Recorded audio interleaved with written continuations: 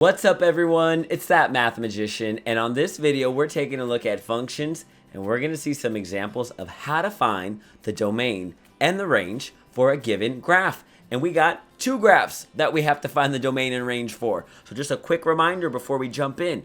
Domain is the set of all inputs. Notice that I'm opening up my hands left and right, because really when we're thinking about a graph is how far left, how far right does this graph go? What inputs are going to be working on these graphs? Range is how low and how high do those graphs go, are possible outputs. So notice that when I set up these notes here, domain deals with x's, that's our left to right, right? Range is going to deal with our y's, our up and downs. All right, let's jump into the first problem and let's do our domain. We're seeing what x values are going to work here. Well, I noticed that this graph sort of starts, right? If we think about it this way, it sort of starts here at -3, right? At -3, we have that point, right? And that point where this graph is sort of curving up and down over itself, right?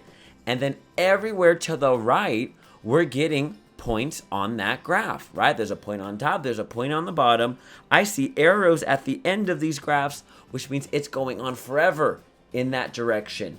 So that leads me to believe that the domain is going to exist all the way to positive infinity. For infinity, remember, we use just the less than symbol. We're not going to include the equal sign. No. Equal sign does not work when we're dealing with infinity. So, right, it's going to infinity as we move to the right. As we move to the left, when does the graph not exist?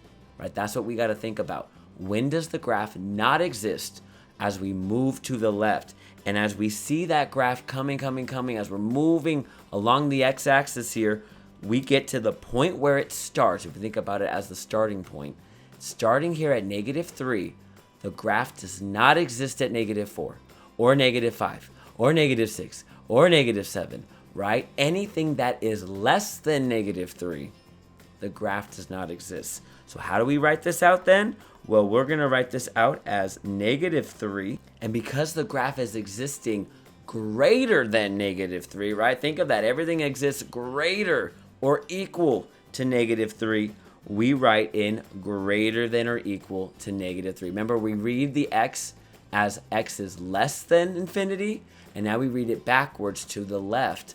X is greater than or equal to -3. Awesome. That is our range.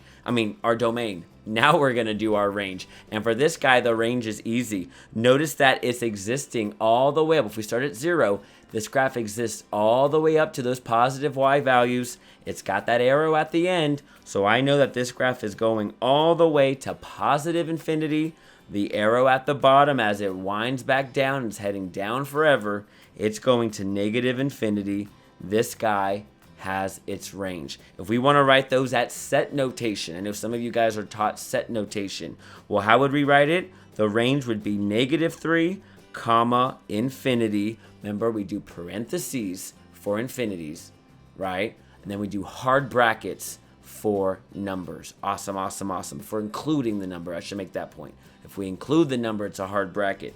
Down here, they're both infinities, so we're going to write the infinities, but they have parentheses. Alrighty, now here's the big question. Is that graph a function? Remember, a function can only have one input for every output. And if I look at 0, I see that it's got an output at 5, and it's got an output at -5. This guy is not a function. Why? Because the graph has two outputs for a single input. Think about it this way. The graph overlaps itself. I know some of you guys are taught the vertical line test, and if that vertical line crosses it in 2 points, not a function. So this guy is definitely not going to be a function for us. All right, let's move on to our second graph so we can wrap this video up. This has got a circle. Actually, not really a circle. Kind of looks like an oval. So we know it's bound, right? There's no lines going on for infinity. So we know that this is bound. So let's start with our range. How far left does this graph go? And I see that this graph goes all the way as far left as that black point right there, which is at x is -5. Go ahead and put our greater than or equal to sign there. As we move to the right, we see that it's existing everywhere in between until it reaches positive 5. So our domain is negative 5 to positive 5. And let's do our range now. Where do the outputs exist? How low? Well, I believe it's getting as low as negative 2, and it's getting as high as positive 6. Notice that this is a graph that has numbers bound for all the domain and all of the range. It doesn't exist outside of that oval. Again, if I want to do this as set notation, well, I'm going to use hard brackets because they are all numbers, and the numbers are included in this oval. So that'd be negative 5 to 5, and this will be negative 2 to 6. All right, last question is this a function? I hope you're screaming, no, it's not a function. Why? Vertical line test. It intersects at 2 points everywhere inside an oval, anywhere inside a circle. If you got a graph that overlaps itself, it is definitely not a function.